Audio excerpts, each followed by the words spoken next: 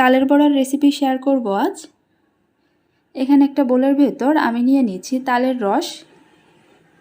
আগের দিন বাজার থেকে যে তাল কিনে এনেছিলাম তালের রসগুলো বের করে আমি ফ্রিজে রেখে দিয়েছিলাম, সেখান থেকে একটা কৌটা বের করে নিয়েছি আজকের তালের বড়া বানানোর জন্য।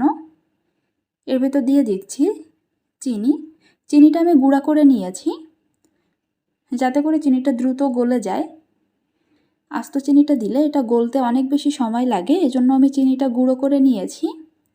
এবার এর ভেতর চালের গুঁড়া দিয়ে দিচ্ছি।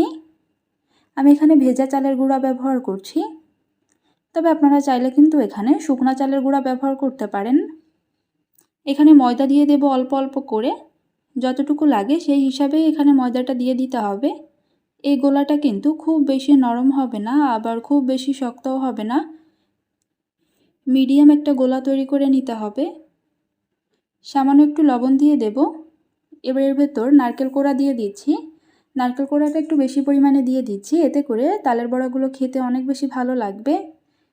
এই সব কিছু ভালোভাবে মিশিয়ে নেব। এটা 1 থেকে 1.5 ঘন্টা মতো রেস্টে রেখে দেওয়ার পর এখন এই বড়াগুলো ভেজে নেব। বড়াগুলো ভাজার জন্য প্যানের ভেতর ভালো করে তেলটা গরম করে নিয়েছি।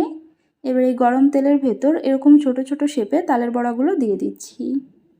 আমি এখানে সামান্য একটু বেকিং পাউডার ব্যবহার করেছিলাম, তবে বেকিং পাউডারটা ব্যবহার না করলেও হবে, কোনো সমস্যা নেই।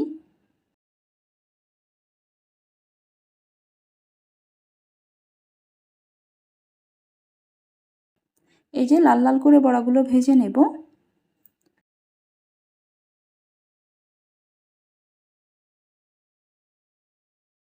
খুব সুন্দর একটা কালার যখন চলে আসবে তখন বড়াগুলো তেল ঝরিয়ে উঠিয়ে নেব।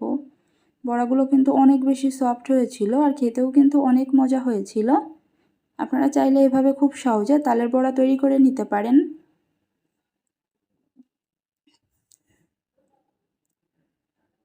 তো এই ছিল আমার তালের বড়ার রেসিপি।